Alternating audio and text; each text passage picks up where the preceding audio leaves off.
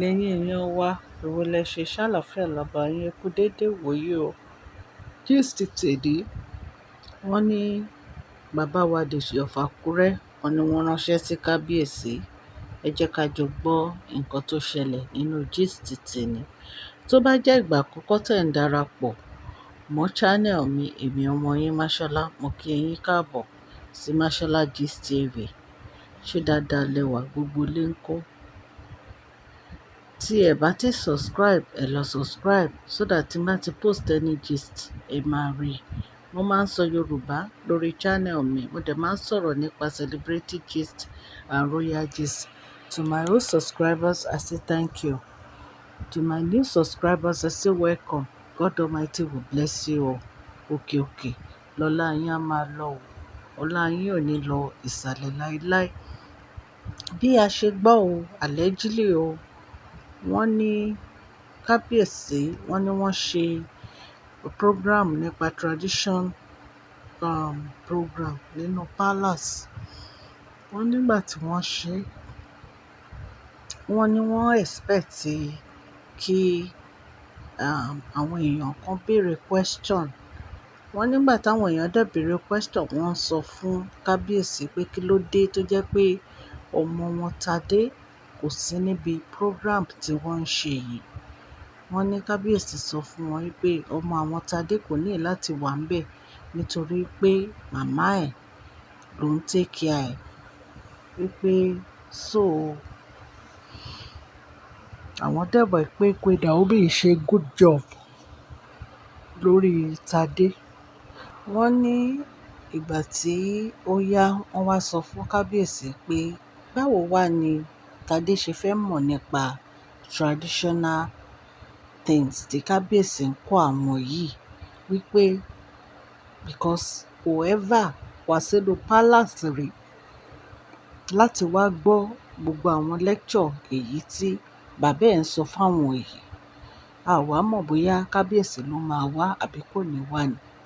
Ṣùgbọ́n wọ́n ní kábíyèsí ránṣẹ́ sí Queen Naomi wípé kí Queen Naomi kan mú Tadé wá fún lecture èyí táwọn máa ṣe ní ọ̀sẹ̀ yìí. Wípé torí pé àwọn fẹ́ kó participate nínú ẹ̀. Wípé táwọn bá dẹ̀ ti parí, wọ́n lè wá mú padà. Mo wá rò pé Queen Naomi wá fi ọ̀rọ̀ yẹn lọ bàbá wa Deji of Akure. Wọ́n ní bí bàbá wa Deji of Akure ṣe ránṣẹ́ sí kábíyèsí nìyẹn. Wọ́n ní lákọ̀ọ́kọ́ bàbá wa Deji of Akure kọ́kọ́ kí kábíyèsí fún high blood pressure tí wọ́n ní pé báwo lára wọn, ṣé wọ́n ń sùn dáadáa, ṣé wọ́n ń lòògùn wọn, wípé kán fọkàn ara wọn balẹ̀ o. Wọ́n wá ń bi kábíyèsí pé ìgbà tí kábíyèsí wà nínú palace tí wọ́n ní high blood pressure, wípé kí ló dé ṣe bí àwọn ni ọba, ṣe báwọn ni wọ́n ń pàṣẹ, ṣe báwọn ni wọ́n make order. Wípé kí ló wá fa high blood pressure. Wípé wọ́n ní àṣẹ tó bá pa, kò sí nǹkan tó lè yí padà. Wípé ẹ̀yin tẹ́ ẹ̀ ń pàṣẹ tẹ́ ẹ̀ ní high blood pressure tó jẹ́ pé lórí ọ̀rọ̀ àwọn olórí tẹ́ kó sí palace ni. Báwo wá ni Queen Naomi ṣe máa lajú wọn kalẹ̀ tí wọ́n máa mú ọmọ kékeré, tí wọ́n máa mú ọmọ kékeré wá sínú palace. Wípé ṣé kábíyèsí ò ro ọ̀rọ̀ yẹn dáadáa ni. Wípé ọmọ yẹn ìyá ò lè ever fi sílẹ̀ ní ìkíà àwọn olórí yìí. Wípé so kí kábíyèsí mọ̀ pé ó yẹ kí àwọn gbé ìgbésẹ̀ tó yẹ káwọn gbé ni. Kí àwọn olórí yìí jáde. Tí wọ́n bá jáde, ọkàn Queen Naomi á lè balẹ̀. Wọ́n á lè sọ pé àwọn fẹ́ mọ̀mọ́ àwọn wá sí palace. Wọn ò ní máa wẹ̀yìn wé pé bóyá ọmọ yẹn save àbí. Wọ́n ní bàbá wa Deji of Akure ní pé láyéláyé àwọn ò ní jẹ́ kírú ẹ̀ ṣẹlẹ̀. Wípé torí àwọn mọ̀ pé palace yẹn ò safe o. Prince Tadenikawo o. Wípé Queen Naomi ò lè ever let ọmọ wọn wá sí inú palace yẹn pẹ̀lú gbogbo àwọn olórí yìí. Wọ́n ní bàbá wa Deji of Akure ní pé láyéláyé àwọn ò lè lajú àwọn sílẹ̀ kírú nǹkan báyìí ṣẹlẹ̀. Wípé tí nǹkan kan bá ṣe ọmọ yẹn, wípé àwọn máa regret wípé so àwọn ò ní ever support irú nǹkan báyẹn láyéláyé wípé kí Queen Naomi mú ọmọ wọn sí inú palace yẹn pẹ̀lú gbogbo àwọn olórí tó jẹ́ pé ìwọ gangan ẹ̀ ń fi tí ara yín gbọ́ ẹ̀dẹ̀ ń fojú ara yín rí itú tí wọ́n ń pa bọ́ ṣe ń sáré kiri wípé no, it will never happen wípé so kí kábíyèsí ro nǹkan táwọn ń bá wọn sọ yìí dáadáa wípé ẹ̀yin ni kábíyèsí, nǹkan tó bá yẹ kẹ́ ẹ ṣe ni kẹ́ ẹ ṣe.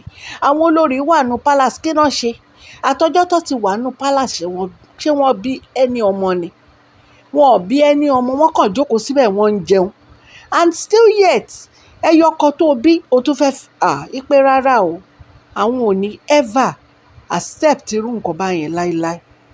Wọ́n ní bàbá wa Deji of Akure sọ fún wa pé tó bá jẹ́ pé kí Queen Naomi wà níbi tó ti fẹ́ ṣe nǹkan, kán jókòó síbẹ̀, kán rí gbogbo nǹkan tó ń ṣe, kán rí ibi tọ́mọ wọn wà, wọ́n níyẹn yàtọ̀.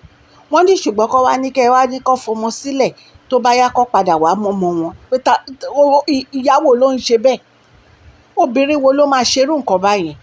Wọ́n ní bàbá wa Deji of Akure ní láyéláyé kò lè ṣẹlẹ̀ pé kí kábíyèsí má tiẹ̀ sọ̀rọ̀ lọ síbẹ̀ yẹn mọ́. Wọ́n ní bàbá wa Deji of Akure tẹ̀síwájú pé lóòótọ́ ẹ̀yin ni ẹbí Tadenikawo, ẹ̀yin ni bàbá ẹ̀, ṣùgbọ́n ẹ mọ̀ wípé ọba tí ó yẹ pé ó bízì nìyí, ṣé ẹ máa dáwọn èèyàn lóhùn, ẹ máa fọmọ sílẹ̀ ni àbẹ́ máa di ọmọ máyà? Wípé so màmá ẹ̀ ní láti wà níbi tó ọmọ ẹ̀ bá wà láti protect ọmọ ẹ̀. Ẹ jẹ́ ká face reality. Kí kábíyèsí ro nǹkan tó ń sọ yìí dáadáa ṣá.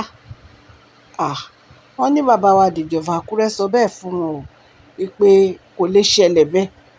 Ẹ̀yin èèyàn wa, oríṣiríṣi àwọn èèyàn ló wà ní pálásì kábíyèsí. Wọ́n dẹ̀ mọ nǹkan tó ń ṣe láti fi hurt kábíyèsí rí. Ṣé wọ́n ṣẹ̀ṣẹ̀ mọ̀ wípé prophetess ni Queen Naomi? Ṣé wọ́n ṣẹ̀ṣẹ̀ mọ̀ ni? Kábíyèsí ló ń ka ọ̀rọ̀ wọn kún, honestly. Kábíyèsí ló ń ka ọ̀rọ̀ wọn kún. Tó bá ti ń béèrè, tó ti ń gbé wá fún kábíyèsí, ó yẹ kí kábíyèsí máa ní kán dákẹ́ ni. Torí wọ́n mọ nǹkan tó yẹ pé wọ́n máa sọ tó máa hurt kábíyèsí.